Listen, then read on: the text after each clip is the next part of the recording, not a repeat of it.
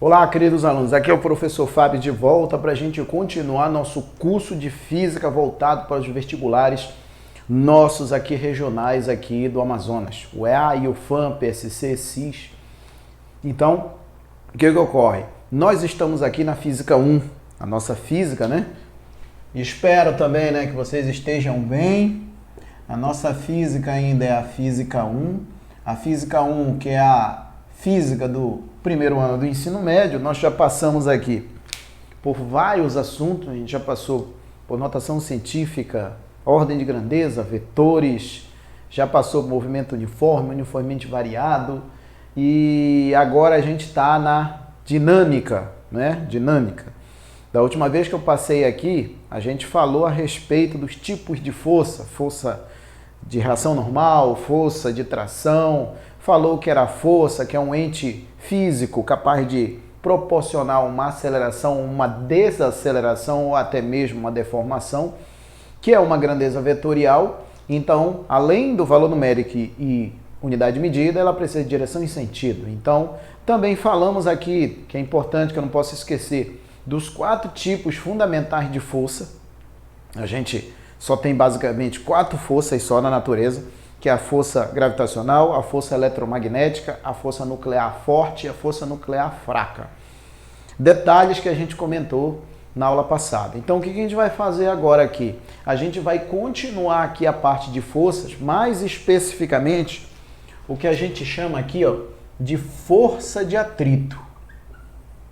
Força de atrito. E o que seria a força de atrito? A força de atrito, aqui que eu vou chamar a partir de agora de FAT, né? FAT com a letra inicial minúscula mesmo, eu costumo chamar desse jeito. A nomenclatura é o de menos, tá? Basta você saber que a força de atrito é a força de atrito. A força de atrito, por natureza, ela é uma força de contato. Ela é uma força de contato entre superfícies. Basicamente, para nós aqui, a gente vamos ter corpos que estão em contato com superfície, seja horizontal, vertical, inclinada, não interessa, e vai ter uma certa rugosidade, uma certa aspereza. A superfície não vai ser ideal, né? Não vai ser totalmente lisa. Então tem certas expressões aí que a gente tem que começar a se familiarizar, que são exatamente essas expressões que vêm nos problemas, tá? O que eu vou começar aqui, essa força de atrito? Eu vou começar o seguinte, eu vou considerar aqui, ó, uma situação. Situação. E toda vez, né, eu sempre falo isso aqui, toda vez quando eu digo que eu vou entrar numa situação aqui, eu sempre vou mostrar ou demonstrar alguma coisa. Eu vou demonstrar aqui o seguinte, eu vou considerar que eu tenho uma superfície horizontal. Superfície horizontal essa que não é mais totalmente lisa, da mesma forma que a gente sempre estava acostumado. Agora eu tenho uma certa aspereza nesse corpo de massa M. E não esquecendo que está tudo submetido ao campo gravitacional terrestre, que é aquele mesmo vetor radial e apontando para o centro da Terra, tá? Então aí, ó, eu tenho as forças que estão agindo no corpo aí. Eu tenho a força de reação normal, que é o que a gente já sabe, que é sempre perpendicular à superfície saindo dela, e a força peso. No caso aqui, ó, eu teria aqui a força de reação normal e a força peso aqui, né, para baixo, e a força de reação normal aqui, ó, normal. E não esquecendo que a normal aqui, ó, ela é sempre perpendicular à superfície saindo dela.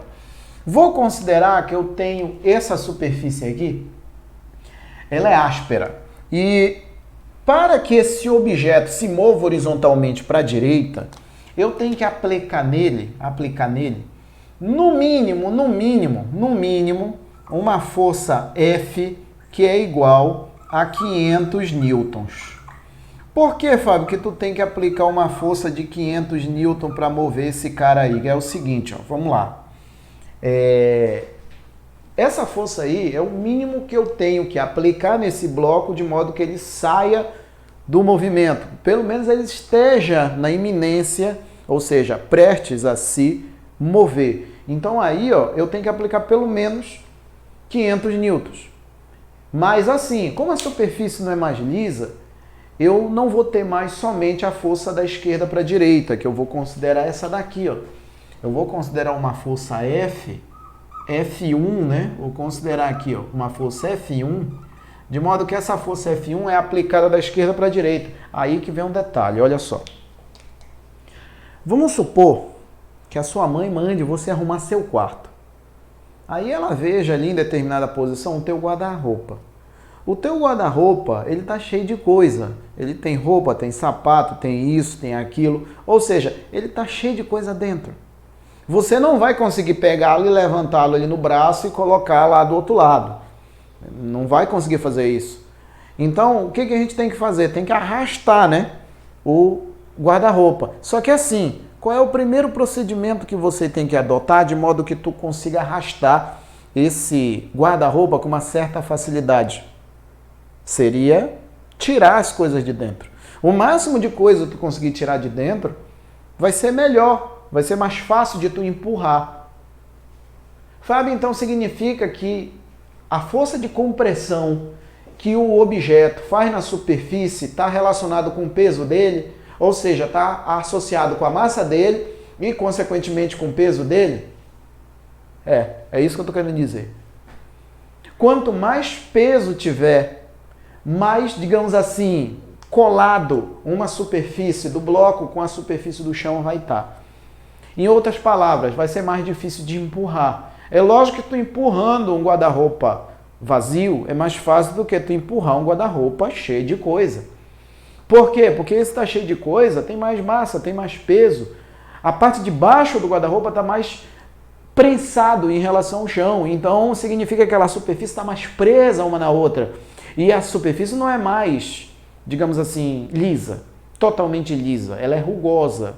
Ou seja, vai ser difícil. Essa força aqui que eu estabeleci de 500 newtons é exatamente a força mínima, de modo que esse bloco consiga se mover horizontalmente em relação ao chão. Porque a partir do momento que essa força F1 é aplicada ali, vamos supor aqui, ó, que essa força F1 aqui, ó, ela seja 100 newtons. 100 newtons, vamos supor. Eu aplico uma força de 100 newtons de lá para cá, aí o cara pergunta, mas quanto é que vale a força de atrito? Fábio, mas ainda nem sei o que é força de atrito. Põe uma coisa na cabeça de vocês. Na maioria esmagadora das vezes, eu vou repetir, na maioria esmagadora das vezes, a força de atrito está ali para atrapalhar. Na maioria das vezes não é toda vez não? Não, existem as exceções, mais para frente vê. Mas existem as exceções. Mas na maioria das vezes a força de atrito ele vai estar ali sempre para atrapalhar. Então significa, se você empurra esse objeto para a direita, a força de atrito vai estar atrapalhando, fazendo uma força horizontal contra essa força aqui, ó. Fábio, então significa que se a força que eu aplico é de 100, a força de atrito vai ser 500, é negativo. Negativo. Se eu aplico 100 aqui, ó, esse objeto não vai se mover, até porque a força mínima para ele começar a se mover é 500. Então ele não vai se mover. Se ele não vai se mover, significa que a força de atrito, a FAT1, vai ser igual a 100 newtons também. É mesmo, é, Fábio? É. Vai ser 100 newtons. Então, recapitulando, a força de compressão com que a superfície inferior do bloco faz no chão influencia na força peso, na força de atrito. Por quê? Quanto mais massa esse cara tiver, mais comprimida essas duas superfícies aqui vão estar. Fábio, então significa que tem a ver com o peso, né? Tem. E, consequentemente, tem a ver com a normal? Também tem. Tanto que para calcular a força de atrito, daqui a pouco a gente vai ver isso, depende da força de reação normal. Vai depender? Vai depender. Vai depender da força de reação normal. Então, olha só, se eu aplico uma força de 100, vamos colocar aqui, eu vou colocar aqui, ó, esse de 500 para ali, tá? Para ali para cima ali. Aqui, ó, é quando eu aplico uma força F1, aqui, ó, quando eu aplico uma força F1, que vai ser igual a 100 newtons. 100 newtons. Então aqui, ó, a força F1, que é essa que eu apliquei, quando ela é aplicada de 100 newtons, a força de atrito é 100 newtons. Faz 100 newtons, mas tem certeza absoluta. absoluta, que a força F continua sendo 500 newtons. E não esqueça que a força de 500 newtons é exatamente a força mínima para o bloco estar na iminência de se mover, tá? Então, olha só. Eu apliquei 100, ele vai ter uma força de atrito de 100. Fábio, se eu aplicar aqui 200, como é que fica esse negócio aí? Me diz aí, se eu aplicar aqui 200. Se tu aplica 200 aí, vamos supor aqui que a força F1 antes era 100, agora é 200, quanto que vai ficar a força de atrito? A primeira pergunta que eu digo para vocês se fazer é o seguinte, a força mínima não é 500? É. E se eu aplicar 200, ele vai se mover? Não vai. O que o cara tem que ter cuidado também é o seguinte, o cara tem que ter cuidado de não achar que essa força aqui, ó, tá para a esquerda e essa força tá para a direita. Então a resultante, né, Fábio, vai ser 300 newton. Não é. A força de atrito não vai colocar esse objeto em movimento. A força de atrito vai se opor à força que está tentando fazer com que esse objeto se mova. Então, se ele está aplicando ali 200 agora, quanto é que vale a força de atrito? Isso aqui vai ser F2, né? Eu vou chamar aqui de F2, que é a segunda força aqui, ó. Quanto que vai ser a força de atrito? A força de atrito 2 também vai ser 200 newtons, ou seja, a força de atrito não é tão difícil de ver agora, que ela vai de acordo com a força que é aplicada no bloco. Fábio, então significa que se eu aplicar agora um F3, que é igual a 300 newtons, a força de atrito também vai ser 300 newton, é? Vai. A força de atrito FAT3 também vai ser 300 newtons. Fábio, estou começando a entender esse negócio. Então o bloco não vai se mover, né? Não, ele não vai se mover. Eu quero que vocês enxerguem aqui que a força de atrito ele é uma função direta da força que é aplicada no bloco. Mas isso só até chegar na força máxima que vai fazer com que ele se mova, que seria a força máxima, que seria 500 newtons. Se eu aplicar agora 500 newtons, Fábio, eu tenho aqui, ó, F5, já passou F4, F5 vai ser 500 newtons. Eu apliquei 500 newtons, Fábio, e aí? 500 newtons, quanto equivale a força de atrito? FAT5. A força de atrito FAT5 também vai ser 500 newtons. Fábio, então ele não vai se mover, não? Na verdade, não. Ele vai estar na iminência de movimento. Iminência, isso, iminência. Isso aqui é um termo que a gente tem que saber. Quando a gente diz que um objeto está na iminência, iminência de movimento significa que está prestes a acontecer. Isso significa quando ele estiver na iminência de se mover. Ele vai estar praticamente se movendo para a direita. Mas assim é o seguinte, olha só. O que eu quero que vocês entendam aqui? Força de atrito é igual a normal vezes coeficiente de atrito. Isso aí qualquer um sabe. Eu quero que vocês entendam de fato aqui, mesmo nessa aula curta, o que seria a força de atrito. A força de atrito ela é uma interação entre superfícies que ela está relacionada de forma direta à força de reação normal.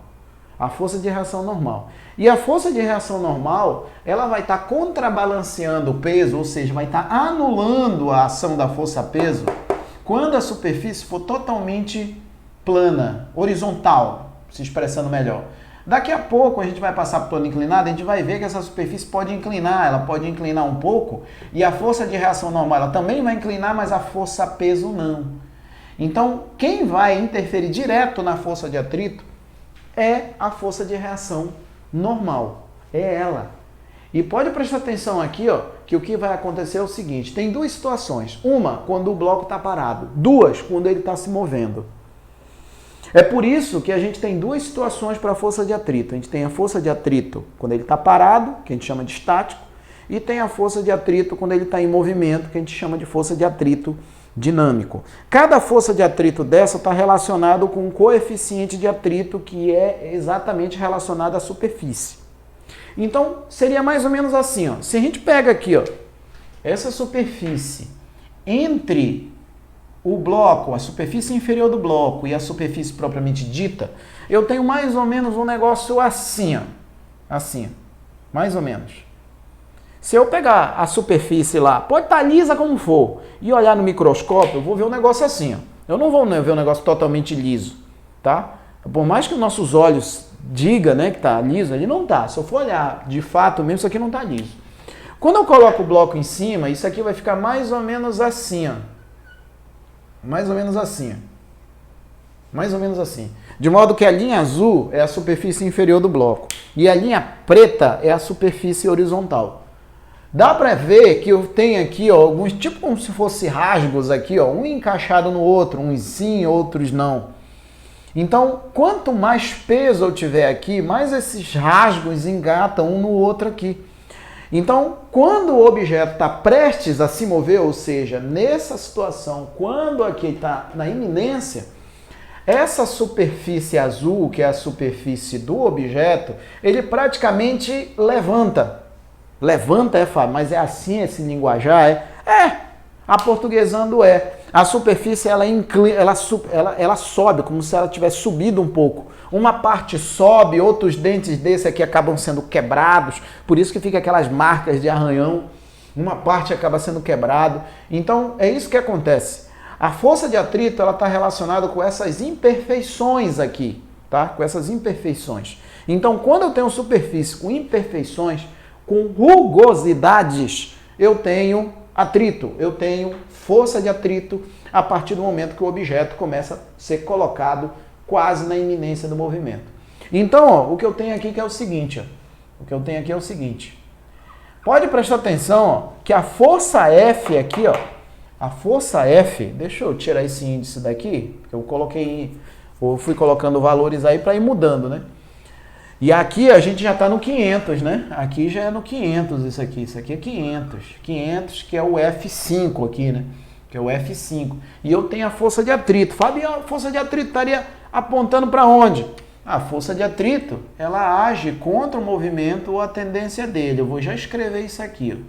Tá aqui no caso a força de atrito. Isso aqui seria FAT5. Seria FAT5.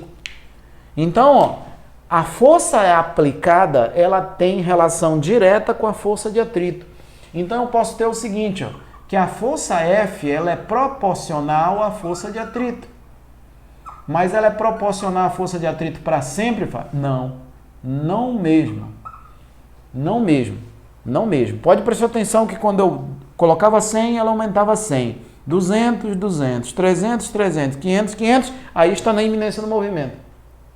Mas quando ele está na iminência de movimento, a superfície aqui, ó, ela está para subir um pouco. E quando ela sobe um pouco, quebra esses dentes aqui, o bloco começa a se mover. Ou seja, de certa forma, essa normal aqui, quando a superfície sobe, né, um pouco, pelo menos um pouquinho aí, quebra tudo ali, a tendência é que a normal diminua um pouco. Por mais que seja pouquinho, mas ela diminui a intensidade dela aí, para ele poder se mover. Então daqui a gente tira uma conclusão, que a força de atrito FAT, ela é proporcional à força de reação normal. Então a força de atrito, ela é proporcional à força de reação normal. Eu vou até escrever isso aqui. Ó.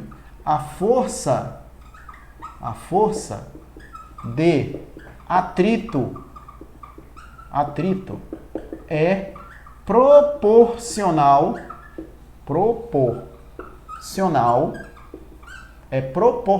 tá? Ela é proporcional à força de reação normal.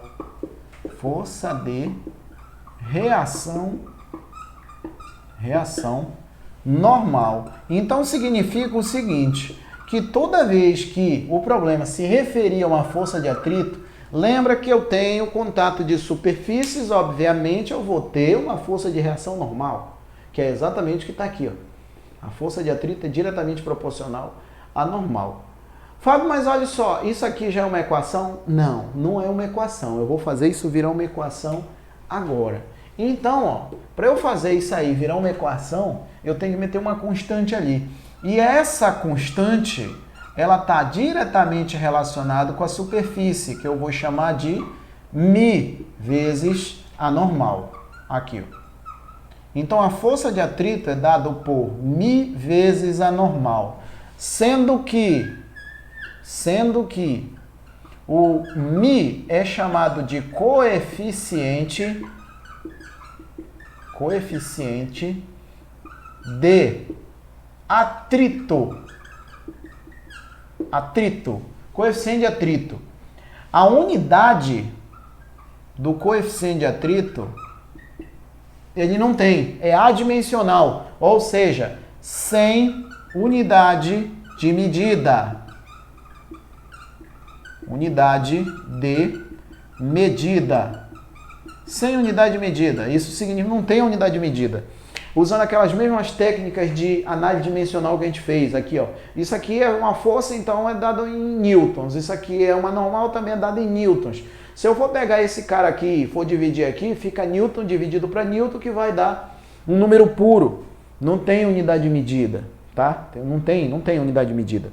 Outra coisa, tem duas situações para o atrito. Uma hora ele está parado, o bloco, outra hora ele está se movendo. Nas duas situações tem atrito, só que tem o seguinte. Quando ele estiver parado, eu vou ter o seguinte aqui, ó.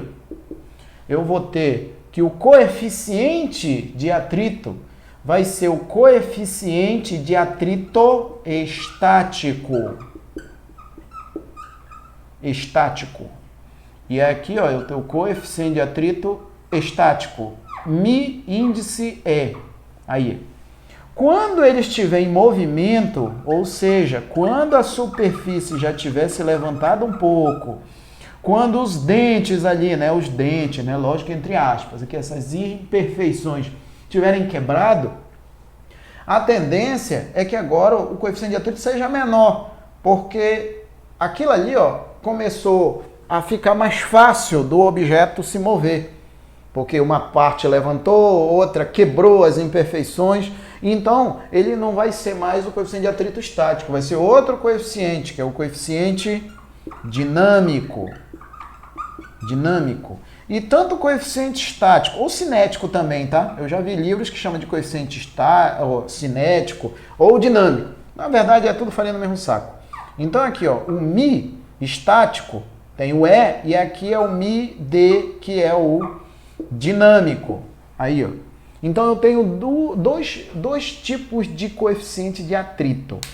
Um relacionado ao bloco, ao objeto quando ele está se movendo, e o outro quando o objeto está parado. Lembra do exemplo do guarda-roupa que eu falei? O exemplo do guarda-roupa, quando ele está cheio de coisa, ele fica mais difícil. Ele está parado. Tu tem que tirar mais coisa, diminui a normal, diminui a pressão aqui, né, a força entre as imperfeições. E aí o que acontece? Quando você tira as coisas de dentro, fica mais leve, né? Isso. Aí quando você começa a empurrar, a interação é menor do que quando estava no estático.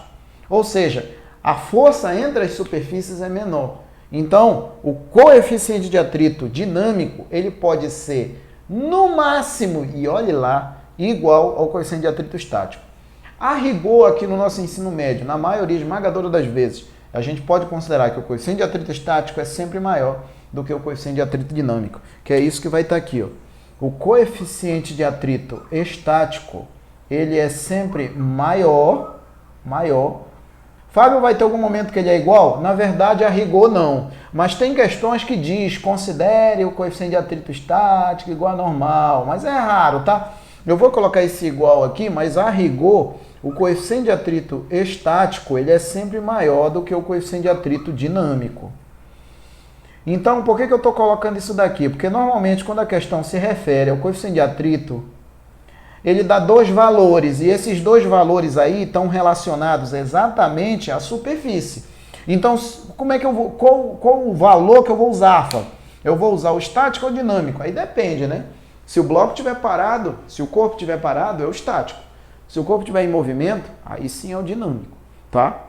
Então aqui, ó, o que eu tenho que saber diferenciar basicamente aqui é isso aqui, ó, são os coeficientes de atrito. E os coeficientes de atrito, que fique claro, coeficiente de atrito não é a mesma coisa que força de atrito. A força de atrito é a interação ali que existe quando tem outra força querendo colocar o bloco em movimento. Quando essa força é aplicada no bloco para a direita, a superfície, a interação da superfície inferior do bloco com a superfície plana aqui, tende a interagir com uma força de sentido contrário e enquanto ele não se mover, de mesma intensidade. Sentido contrário, mesma direção, tá? Mesma direção e sentido contrário. E mesmo valor, enquanto a força aplicada é menor do que a força máxima para colocá-lo em movimento, tá? Isso que está aqui, ó, é a relação, ó, vou colocar assim, ó, relação entre os coeficientes de atrito. É a relação entre os coeficientes de atrito. Isso daqui, ó, é a parte mais, digamos assim, importante, obviamente, juntamente ali com o entendimento ali das superfícies, tá? Isso aí é importantíssimo, isso daí, saber isso aí, tá? Saber a força de atrito e os coeficientes de atrito. E aí, então, se eu tenho a força de atrito estático, se eu tenho um coeficiente de atrito estático, tenho um coeficiente de atrito dinâmico. Então, ó, levando em consideração para um mesmo bloco, para uma mesma normal, eu tenho aqui, ó, que a força de atrito estático, levando em consideração a desigualdade aí, vai ser maior ou igual, aqui, ó, vai ser maior ou igual do que a força de atrito dinâmico. Então, enquanto aqui em cima eu tenho a relação entre os coeficientes, aqui eu tenho a relação entre as forças aqui, ó. Então, o que vai ficar aqui, ó? Relação entre as forças de atrito. Então, recapitulando tudo, força de atrito é uma interação entre superfícies. A natureza dela é uma força de contato. A força de atrito, na maioria esmagadora das vezes, ela vai agir contra o movimento ou a tendência dele. Enquanto esse bloco não estava se movendo para a direita, a tendência dele era para a direita, então a força de atrito fica para a esquerda. Nessas configurações aqui, a força de atrito sempre vai se comportar como uma força que atrapalha o movimento, no português claro, tá? Fábio, mas existe alguma exceção onde a força de atrito ajuda o movimento de algum bloco? Sim, mas em referenciais diferentes, tá? Se a gente considerar ali a superfície ali, a força de atrito está ao contrário, tá?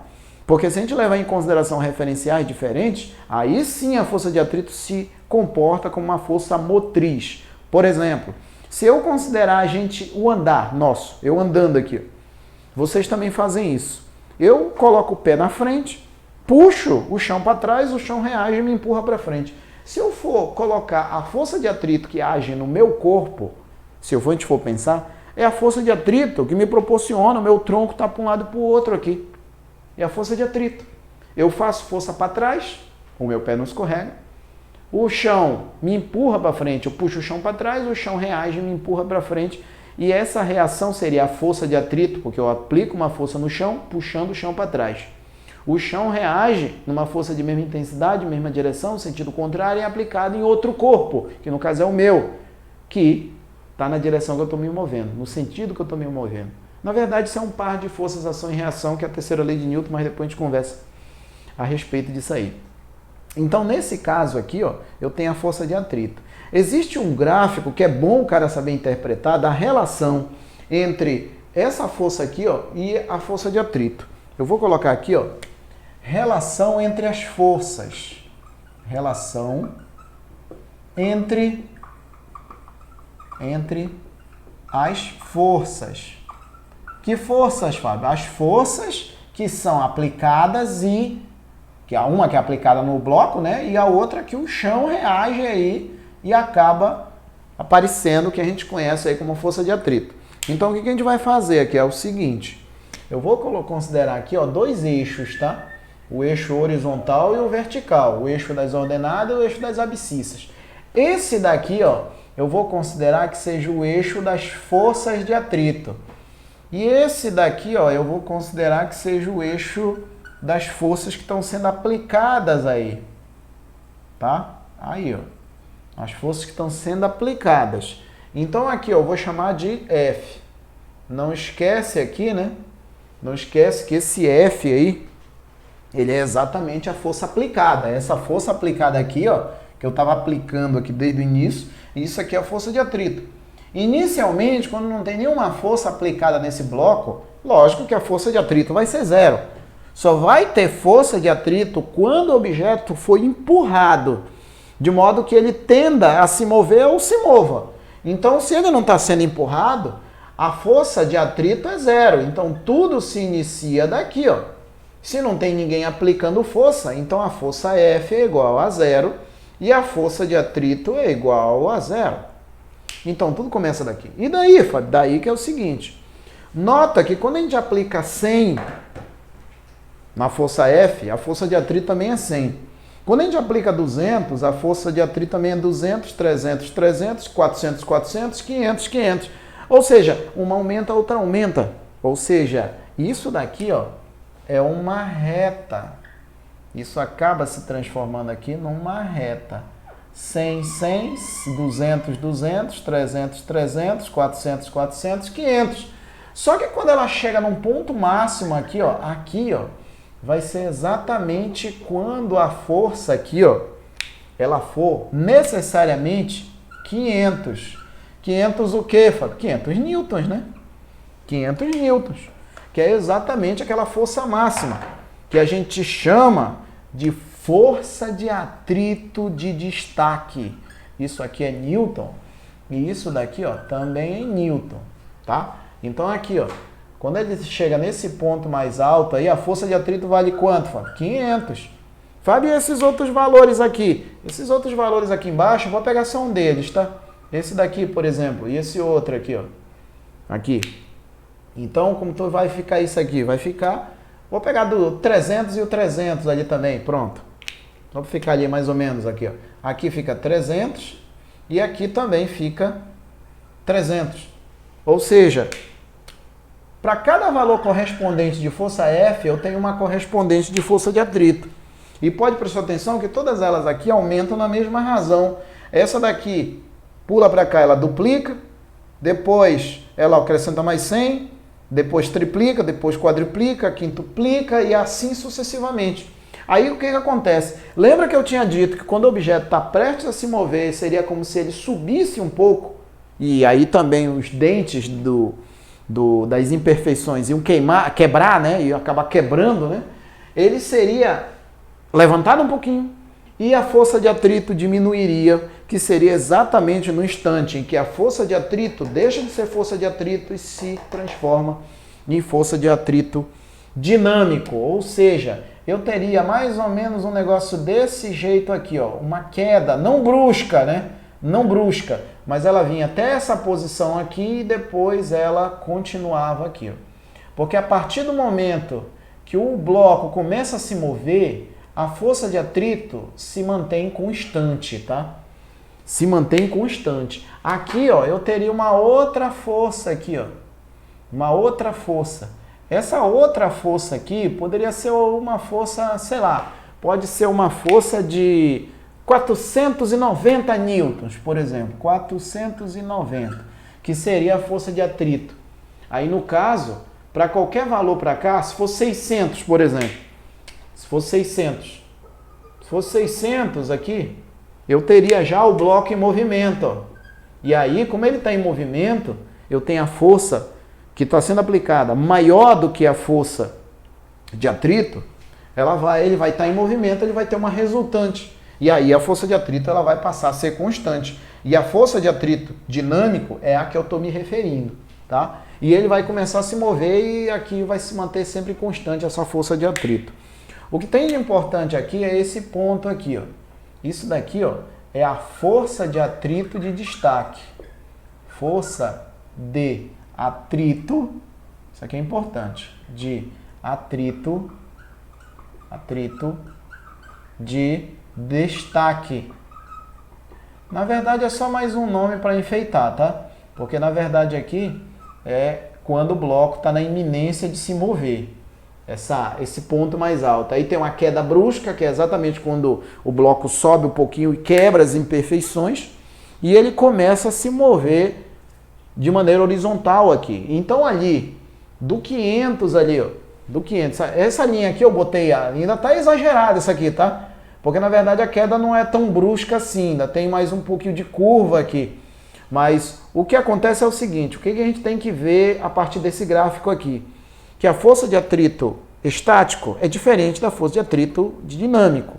Enquanto eu tenho uma força aplicada no bloco menor do que a força de atrito estático, ou seja, a máxima, aquela força não vai ser suficiente para colocar o bloco e ela vai começar a se comportar como uma função de primeiro grau, que realmente é aqui uma reta, né? Depois disso, o móvel começa a se mover de maneira constante. Começa a ter, né, melhor dizendo, uma força de atrito constante. Então, tem duas situações. Quando o móvel está... três situações, melhor dizendo. Quando ele está quando ele está parado, né, quando ele não está se movendo, quando ele está prestes a se mover e quando ele já está se movendo, tá? Então, isso aqui seria a força de atrito. Fábio, e agora? E agora é o seguinte. Agora é o seguinte.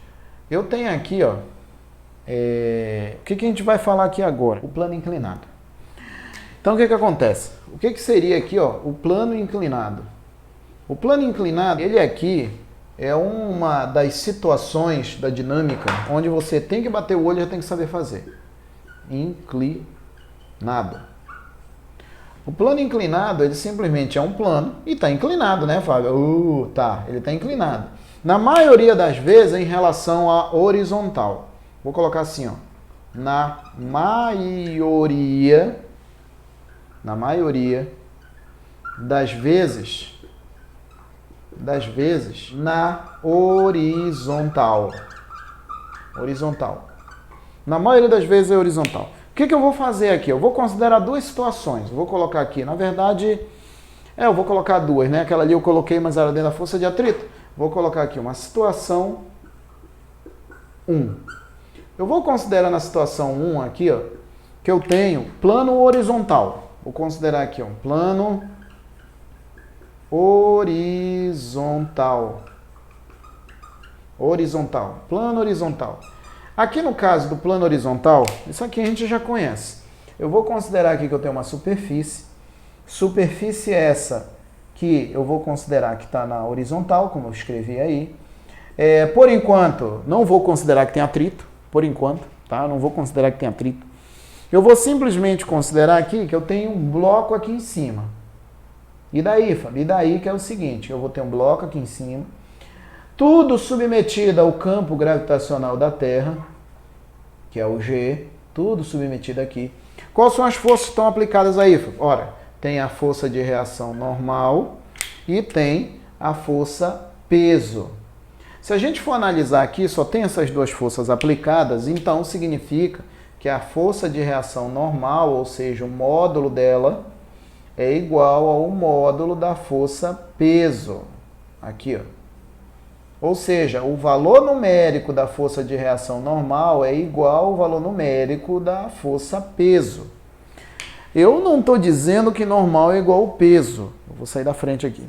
Não, Fábio, mas não está certo não dizer que normal é igual ao peso. Negativo, nunca vai ser. Nunca vai ser. Normal não é igual ao peso. Ali no caso, aquelas duas forças elas têm a mesma intensidade, estão aplicadas no mesmo corpo e mais do que isso, elas estão se anulando. Você já deve ter notado que, de certa forma, já estou introduzindo a ideia das leis de Newton, né? Para a gente começar a entender, fechar isso aqui para entender tudo. Essas duas forças aí, elas estão aplicadas no mesmo corpo. Então, significa que elas estão se anulando. Elas estão se anulando. Então, o que acontece? Eu tenho duas forças aí de naturezas diferentes. Eu tenho uma de natureza de contato e outra de natureza de campo. A força-peso é de campo e a normal é de contato. Então elas são de naturezas diferentes. É cheio de agravante aí, né? Pra gente não considerar que é um par ação e reação. É cheio de agravante. Então, ó, ali é uma coisa. O que eu vou fazer aqui é outra. Vamos considerar aqui, ó. Vamos considerar aqui que numa situação 2, agora sim, vou considerar aqui uma situação 2. Na situação 2, eu vou fazer com que essa superfície incline. Como assim, Fábio? Eu vou colocar aqui nessa posição aqui, ó, uma dobradiça. Fábio, o que é dobradiça, hein? Não sei o que é dobradiça, não. Vou colocar um D aqui, D de dobradiça. E essa dobradiça vai fazer com que essa superfície incline. Então, isso aqui, ó, eu vou ter uma inclinação. Fábio, a inclinação ela é em relação a alguma direção, né? Lógico. Aqui a inclinação é em relação à horizontal. Ou seja, eu vou fazer com que essa superfície aqui, ó, incline aqui em relação à horizontal. Ou seja, ele abra um ângulo θ em relação à horizontal, tá? Então eu vou fazer isso aqui agora. Vai ficar desse jeito aqui, ó. Tá aqui, ó. A superfície que antes estava na horizontal, agora ela não está mais na horizontal, não tá? Agora ela está inclinada. A horizontal ela vai servir somente de parâmetro aqui. E agora eu tive aqui, ó, um ângulo θ. Esse ângulo θ ele abriu em relação à horizontal, tá? E não esqueça que por enquanto não tem atrito ali. Mas o bloco está aqui. Tá aqui o bloco aqui. O bloco está aqui. E agora? E agora é o seguinte. Ó. E agora é o seguinte. Vamos considerar o seguinte. Esse bloco aqui, ele não vai se descolar daqui da superfície. A gente não considera isso aqui. Nos problemas que são propostos em plano inclinado, o bloco ele não vai se soltar dali. Mas é o seguinte, como eu estou dizendo que aqui não tem atrito e ali também não, as superfícies são totalmente lisas, então as forças que vão estar agindo aqui são as mesmas dali, só que tem um detalhe. A força peso, ela vai continuar do mesmo jeito que ela era. É mesmo? É. Por quê, Fábio? Porque a força peso não depende dessa superfície. Não depende, não? Não, ela não depende dessa superfície. A força-peso não tem nada a ver com essa superfície. Na verdade, a força-peso ela é o resultado da interação da massa desse bloco com a massa da Terra. E a direção desse vetor aí é sempre radial apontando para o centro da Terra. Então, ele não vai mudar. Aqui, ó, ele era vertical para baixo, vulgarmente falando, né? É vertical para baixo. Ali também. Só que a normal não vai ser mais. Não vai estar mais na vertical normal, não? Não.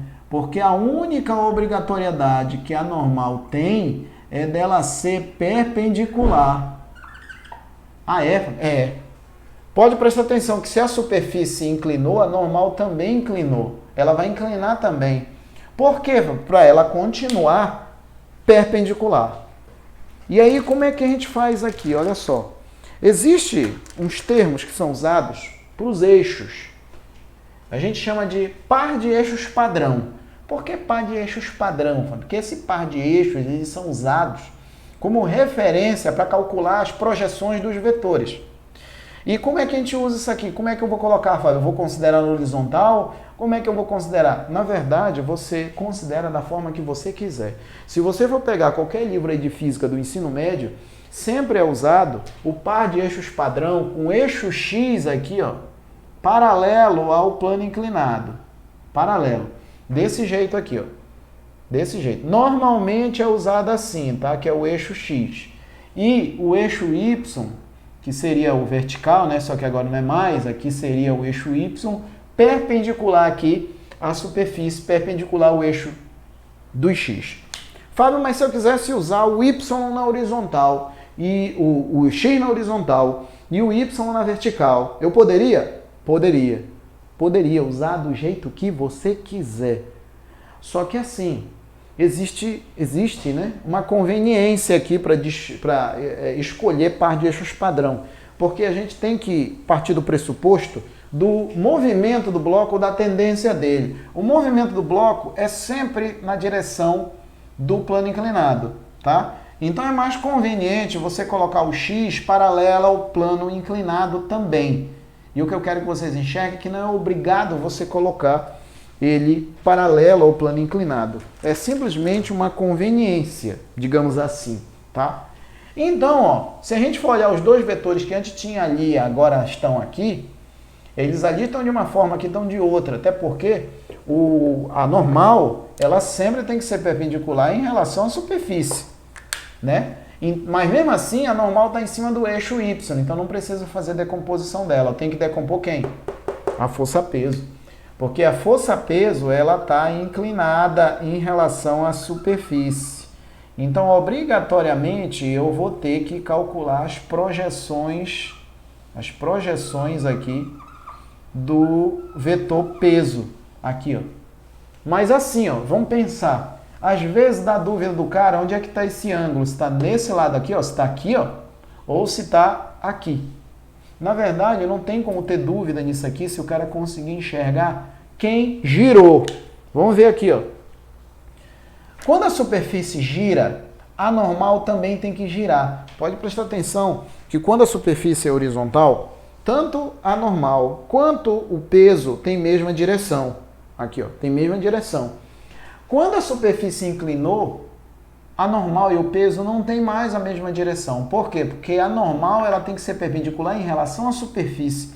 Como a força-peso não tem nada a ver com a superfície, ela vai continuar vertical, radial apontando para o centro da Terra. Como a normal depende da superfície, antes estava aqui, né? Estava aqui, ó. Estava na vertical. Isso aqui era vertical, quando estava ali, ó. Como a superfície inclinou θ, a normal, ó, também vai inclinar o quê? Θ. Isso significa o seguinte, ó, se a gente olhar para essa reta e olhar para essa outra, esse ângulo θ, ele está exatamente aqui, ó. Tá aqui o ângulo θ. E aí, qual é o triângulo retângulo que eu vou usar? Esse daqui. Então, daí eu vou ter o seguinte, ó. Aqui eu tenho a componente do peso na direção do eixo X, por isso que é chamado de Px. Aqui, ó, eu tenho a componente do peso na direção do eixo Y, por isso que é chamado de Py. Se eu quiser calcular tanto Px quanto Py, que é isso que interessa que a gente saiba, é isso aí que a gente tem que saber de cabeça. Tão importante quanto saber chegar é saber de cabeça, porque tu já faz rápido, né? Então, olha só, se eu considerar aqui a razão seno do ângulo θ vai ser igual, aqui o θ, o cateto oposto, que é esse lado, rebatido para cá, é o Px, ó. Px, dividido por peso, que é a hipotenusa aqui. Então, eu vou ter o seguinte, ó, que no final das contas, a componente Px vai ser o peso vezes o seno do ângulo θ. Ou seja, a componente Px paralela ao plano inclinado vai ser igual ao peso do bloco, peso do corpo, vezes o seno do ângulo que o plano faz em relação à horizontal. Eu posso usar a mesma ideia aqui para o y. Então tem aqui, ó, o cosseno de θ vai ser igual ao py com py. Está aqui o ângulo, ó, o cateto adjacente, onde se lê, onde se escuta, adjacente, entenda-se do lado. Py dividido para P. No final das contas, eu tenho que Py vai ser igual, aqui, ó, vai ser igual ao P vezes o cosseno de θ. Aí está. Ó. Então, essas duas expressões são as duas mais importantes que tem aqui no plano inclinado. Teve plano inclinado, teve um bloco no plano inclinado, tem atrito, não tem atrito? Tem essas configurações aí de Px e Py, tá? E é o que a gente já analisa na hora, porque na maioria das vezes, esmagadora mesmo, eu tenho Px e Py usado com P seno θ, P cosseno θ. Mas é o seguinte, não vão se apoiar como um monte de boca aberta aí faz, de só querer decorar isso aqui. O mais importante é entender o giro dos eixos ali. Dependendo da prova que você for fazer, porque pode ser que alguém pegue esse vídeo aqui e não queira somente fazer a prova da OEA, que é fácil. Você pode querer fazer outra prova, você tem que se preocupar com a rotação dos eixos, tá? Então, se a superfície inclina θ, a normal inclina θ também. Por quê? Para ela continuar perpendicular, tá? Agora, olha só, vamos considerar o seguinte. Vamos considerar agora que aí no início aí eu não considerei que tinha atrito. E se tiver atrito, Fábio? Se tiver atrito, as componentes não mudam, né? As componentes não mudam. Porque se não tem atrito, é desse jeito. Se tem atrito, a única diferença é que aparece o atrito. E outra coisa, ali quando a superfície está horizontal, o valor da normal é igual ao peso. Aqui, ó, a normal não é mais igual ao peso. Aqui, no caso, a normal vai ser igual a componente do peso PY. Então, isso faz com que tenha modificação aqui na força de atrito. Ó. Esse cara aqui, ó, ele não vai ser mais igual ao peso quando a superfície é horizontal. Então, a superfície sendo horizontal, normal é igual ao peso. A gente coloca isso aí o valor numérico, né? Coloca o valor numérico, baseado nisso aqui, né? O valor numérico. Agora, se a superfície inclinou, a normal não é mais igual ao valor do peso. Não é. É igual a componente do peso, que é o PY, tá? Então, isso a gente tem que ficar esperto. Agora, olha só. Se eu considerar que aqui agora tem atrito, quando isso aqui inclinar, quando ele está parado, eu vou ter o seguinte. Qual é a tendência de movimento dele quando ele começa a inclinar? É descer ladeira abaixo, levado pela componente Px. Mas se ele é inclinado e ele ainda não desceu, é porque existe nele aí uma força de atrito. E essa força de atrito vai agir contra o movimento ou a tendência dele. Então, ó, seguinte. A componente Px, no plano inclinado, a componente Px sempre é paralela ao eixo X, né? Paralela ao plano inclinado, descendo ele, essa força aqui. Quem nem sempre vai ser para cima ou para baixo é a força de atrito. A gente sempre tem que ter o cuidado de analisar qual é o movimento do bloco ou a tendência de movimento do bloco. Quando a gente identificar o movimento do bloco ou a tendência de movimento do bloco, a gente coloca a força de atrito contrário a essa tendência ou contrário a esse movimento. Como aqui, ó, a tendência dele descer, eu vou considerar aqui, ó, que eu tenho uma força de atrito agindo contra o movimento ou a tendência dele. Como eu estou considerando que ele está parado, eu tenho aqui a força de atrito agindo contra, tá? E aí o que acontece?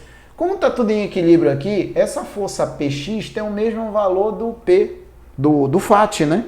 Então eu vou ter o seguinte aqui, ó. Eu vou ter que a componente Px vai ser igual à força de atrito. Fábio, como assim? Valor numérico, né? Isso, valor numérico. Como ele não está descendo, a força que puxa ele para baixo tem o mesmo valor da que puxa para cima, que no caso é a força de atrito. Mas veja bem, eu vou ter aqui, ó, quem é a componente Px? A componente Px é dada por isso, ó. Vai ser P vezes o seno de θ, que vai ser igual força de atrito, vai ser a normal vezes o coeficiente de atrito. Só que aqui, ó, vai ser o coeficiente de atrito vezes a normal. Só que aqui a normal é igual ao Px, que vai ser o P vezes o cosseno de θ. Não esquece que isso que está aqui, ó, é a normal agora. Só vai ter multiplicado pelo cosseno quando o plano estiver inclinado. A normal só vai ser igual ao peso, numericamente, né, de forma numérica, quando a superfície for horizontal. Inclinou a superfície, aquilo não serve mais. Vai ser P cosseno θ. Agora, olha só. Se eu dividir os dois lados por P, ó, e dividir os dois lados por cosseno de θ, eu vou ter, ó, que μ vai ser igual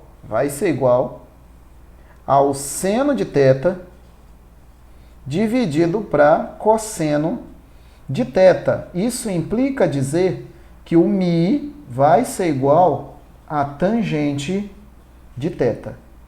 Fábio, então é só olhar para o ângulo eu consigo identificar o coeficiente de atrito, é? Depende, tá? Depende. Depende ainda? Sim, depende. Depende. Por quê? Porque se ele estiver parado, vamos lá, por partes aqui, ó. Se ele estiver parado, o coeficiente de atrito vai ser o coeficiente de atrito estático, tá? Se ele estiver em movimento, mas não basta estar só em movimento, ele tem que estar em MRU. E eu vou ter aqui o coeficiente de atrito dinâmico. Então, das duas, uma. Ou ele está parado, que é esse exemplo aí que eu coloquei, aqui, que ele está parado. Então o coeficiente de atrito que eu levo em consideração para calcular em relação à tangente é o coeficiente de atrito estático. Agora, se ele estiver descendo com a velocidade constante, ou seja, em MRU, o coeficiente de atrito é o dinâmico, tá? Então, isso aí é o que a gente tem que ficar esperto. Eu tenho o coeficiente de atrito, e esse coeficiente de atrito ele pode ter dois valores ali. Por que a gente tem que saber diferenciar isso aí? Porque ele pode estar descendo, a velocidade constante pode estar parada, não é a mesma coisa. Se ele está parado, o coeficiente de atrito é o estático. Se ele está em movimento, o coeficiente de atrito é o dinâmico, tá? Independente das duas coisas, se um ou outro é sempre pela tangente do ângulo, tá? Mas aí a gente tem que ver qual tipo de coeficiente é esse. Agora, se eu tiver o bloco se movendo com uma aceleração constante, aí sim, aí eu não vou levar em consideração isso aqui não. Isso aqui só serve para isso aqui, ó, para dizer que o Px é igual à força de atrito, tá? Porque no caso, se ele estiver subindo, né? Se ele estiver subindo aqui, subindo com uma velocidade não sendo constante, aí isso aqui não vai ser verdade, né? Se ele está subindo, se eu tenho, por exemplo, aqui um cabo puxando ele aqui, ó, aí a força de atrito não vai estar mais para cima, ela vai estar para baixo, aí eu vou ter a força, o cabo puxando ele para cima, o Px que não vai mudar, e a força-peso ela vai inverter o sentido dela, porque agora o movimento dela vai ser de subida, tá? Tá bom, meus queridos? Então, era isso aí que eu tinha aí para vocês agora. Força de atrito e plano inclinado, assuntos importantes. O que mais arrebenta a gente aqui na dinâmica são essas duas partes. Nem tanto leis de Newton, que é o que a gente vai fazer quando eu voltar aqui. Aqui é o que a gente viu agora, força de atrito e plano inclinado. Espero que vocês tenham entendido isso daqui. Depois vocês vão ter os exercícios para resolver.